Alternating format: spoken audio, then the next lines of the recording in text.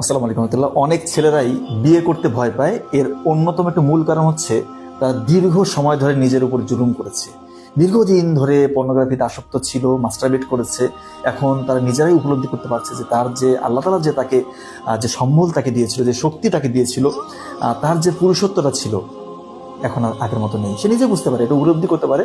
এই কারণে আমাদেরকে ফোন দিয়ে বলে যে স্যার আমার সামনে বিয়ে শাদী বাসা থেকে ঠিক করছে, পরিবার মেয়ে দেখেছে, পছন্দ করেছে বাসা থেকে মেয়ে, কিন্তু আমি তো ভয় পাচ্ছি, কি করবো আমি? এই জন্য বারবার বলি ভাই, চোখের পানি ফেলেন।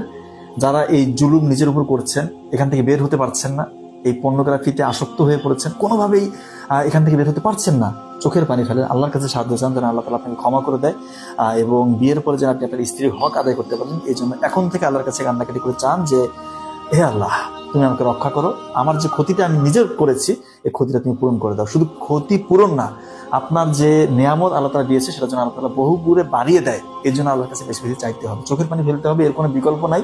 এবং এইখান থেকে যদি বের হইতে না পারেন, এই অবস্থায় যদি বিয়ে করেন, আপনি নিশ্চিত থাকেন যে আপনাকে একটা লজ্জাজনক পরিস্থিতির মতো পড়তে হবে। আমি আপনাকে এটা এনশিওর করছি। এজন্য আমি বলবো যে আপনারা এগুলো সবকিছু ছেড়ে দেন, আল্লাহর সাথে কানেক্টেড থাকেন, সিরাতুল মুস্তাকিম সহি রাস্তায় চলেন।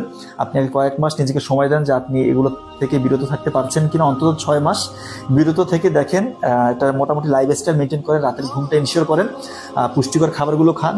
যদি খুব বেশি সমস্যা হয় সেক্ষেত্রে যে কোনো একজন ভালো ডক্টর দেখে প্রয়োজনে কিছু আপনার হচ্ছে প্রয়োজনীয় ওষুধ আপনি গ্রহণ করতে পারেন।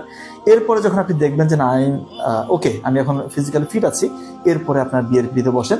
আমরা বিয়েকে অবশ্যই উৎসাহিত করি, কিন্তু এমন একটা কন্ডিশন যদি আপনার থাকে যে আপনি ফিজিক্যালি এখন ডিজেবল একটা অবস্থায় আছেন, এই অবস্থায় দয়া করে এই রিস্কটা নেওয়ার দরকার নেই। আপনি 6টা মাস বিলম্ব হোক, সমস্যা নেই, কিন্তু 6টা মাস আবার এই খারাপ কাজে নিজেকে আবদ্ধ রাখবেন না, তাহলে কিন্তু একদম আরো আপনি পিছিয়ে পড়বেন। একবার যদি এই পর্নোগ্রাফি আপনি দেখেন, একবার আপনি মনে করবেন যে আপনি 6 মাস পিছনে চলে গেলেন।